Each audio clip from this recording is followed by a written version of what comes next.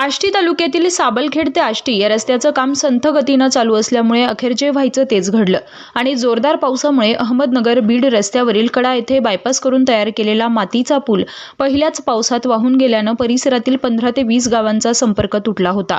त्यामुळे नागरिकांचे प्रचंड हाल होत होते। संबंधित ठेकेदार आणि बांधकाम विभागाच्या चुकीच्या निर्णयामुळे नागरिकांना त्रास सहन करावा लागत आहे। अगोदर पुलाचं काम केलं असतं तर ही वेळ आली नसती। याबाबत अधिक माहिती अशी की आष्टी तालुक्यातील साबलखेड ते आष्टी या नगर बीड रस्त्याचं सिमेंट रोडचं काम 1-1.5 वर्षांपासून चालू आहे। काम कासव गतीनं चालल्यामुळे नागरिकांना उन्हाळ्यात धुळीचा भरपूर त्रास सहन करावा लागत आहे। जून पासून पाऊस सुरू झालाय। थोडा पाऊस झाला तरी चिडचिडीमुळे नागरिक त्रस्त झाले आहेत। कडा येथील पुलाचं काम एप्रिल-मे महिन्यात सुरू करण्यात आलंय। मोठा पूल असल्यामुळे यापूर्वीच काम सुरू करणं अपेक्षित होतं, परंतु त्यांनी एप्रिल ते मे महिन्यात अगदी पावसाळ्याच्या तोंडावर पुलाचं काम सुरू केलं आणि बायपास म्हणून मातीचा पूल तयार करण्यात आला होता। तो पहिल्याच पावसात वाहून गेल्यानं वाहतूक पूर्णपणे खोळंबली होती, परंतु 2 दिवसानंतर त्या बायपासचे काम करून रस्ता रहदारीसाठी सुरू करण्यात आला आहे।